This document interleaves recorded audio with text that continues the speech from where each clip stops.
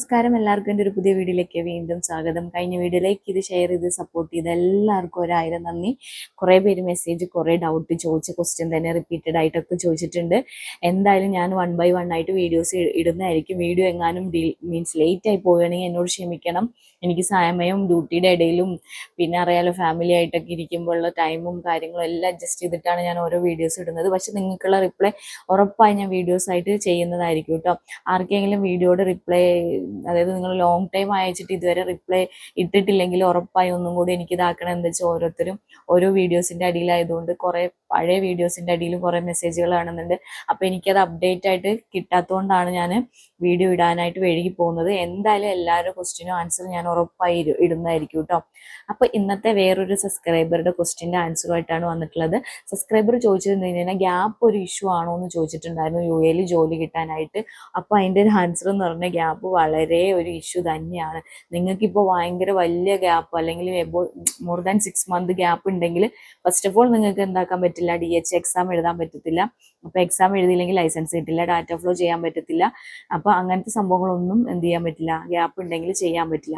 അപ്പോൾ ഇതൊന്നും ഇല്ലെങ്കിൽ ഇവിടെ വന്നിട്ട് ഒരു കാര്യമില്ല, സാലറി ഉണ്ടാവില്ല, വെറുതെ വന്ന് ഇവിടെ പട്ടിപ്പണി എടുക്കേണ്ടി വരും. അതായത് ഞാൻ പറഞ്ഞ പോലത്തെ ഹോം കെയറിലേക്ക്, അതിലേക്കും ഇപ്പോൾ പ്രീവിയസ് എക്സ്പീരിയൻസ് നോക്കിയിട്ട് ആൾക്കാരെ എടുക്കുന്നത്. അതായത് UAE നിങ്ങൾ പ്രീവിയസ് ഹോം കെയറിലൊക്കെ വർക്ക് ചെയ്തിട്ടുണ്ടെങ്കിൽ മാത്രം അവർ എടുക്കുന്നുള്ളൂ. അല്ലാണ്ട് ഇപ്പോൾ പെട്ടെന്ന് നാട്ടിൽ നിന്ന് കയറി വന്ന ഫ്രഷറായ നിങ്ങളൊന്നും എടുക്കുന്നില്ല.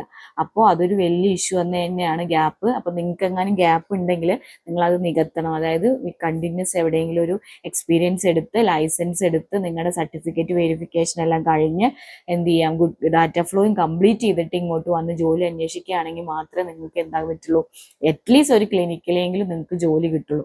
ഹോസ്പിറ്റലിലും കിട്ടും ഫ്രഷേഴ്സിന്, പക്ഷേ പ്രീവിയസ് എക്സ്പീരിയൻസ് നോക്കിയിട്ടാണ് അവരെടുക്കുന്നത്. അറിയാലോ, DH എക്സാം എഴുതണമെങ്കിൽ നിങ്ങൾക്ക് എന്ത് ചെയ്യണം, മിനിമം 2 year എക്സ്പീരിയൻസ് വേണം.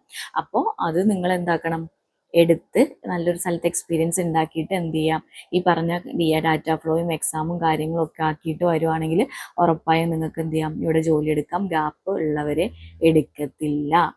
ഇൻക്ലൂഡിങ് ബിലോ 6 month ആണെങ്കിൽ പോലും ഇവിടെ നോക്കാറുണ്ട്. നോക്കിയിട്ട് തന്നെ അവർ ചോദിച്ചതാക്കും നമ്മുടെ ലൈസൻസ് കാര്യങ്ങളൊക്കെ. ഇപ്പോൾ നിങ്ങൾ UAE ഉണ്ട്, അപ്പം നിങ്ങളുടെ ജോലി പോയിട്ട് നിങ്ങൾക്ക് വേറെ ഒന്നും കിട്ടിയില്ല, അപ്പോൾ അതൊരു 6 month കൂടുതലാണെങ്കിൽ പോലും അവരത് ചെക്ക് ചെയ്ത് നോക്കിയിട്ടേ ഇവിടെ എന്ത് ചെയ്യുന്നു എടുക്കുന്നുള്ളൂ. അത്രയ്ക്കൊരു അങ്ങനെ ഒരു ഇപ്പോൾ ടൈറ്റായി നമ്മുടെ ഒരു ജോബ്. ഇപ്പോൾ ഹ്യൂജ് ആൾക്കാർ ഇപ്പോൾ പഠിച്ചിറങ്ങുന്നതുകൊണ്ട് തന്നെ നേഴ്സിംഗ് ജോലി ഒരു ടഫ് തന്നെ ആയിട്ടുണ്ട്. പല സ്ഥലത്തും കുറേ വേക്കൻസികളൊക്കെ എന്താക്കുന്നുണ്ട്, വരുന്നില്ല കേട്ടോ. അതായത് ഇൻക്ലൂഡിങ് ഗവൺമെന്റിൽ ഞാൻ പറയുന്നത്. ഇവിടെയൊക്കെ ഇപ്പോൾ ഒരാൾ റിസൈൻ ചെയ്ത് പോകുന്നതിനനുസരിച്ചിട്ടേ വേക്കൻസികൾ ഓപ്പൺ ആവുന്നുള്ളൂ. അപ്പോൾ അത്രയും ടൈറ്റായി തുടങ്ങിയിട്ടുണ്ട് കേട്ടോ.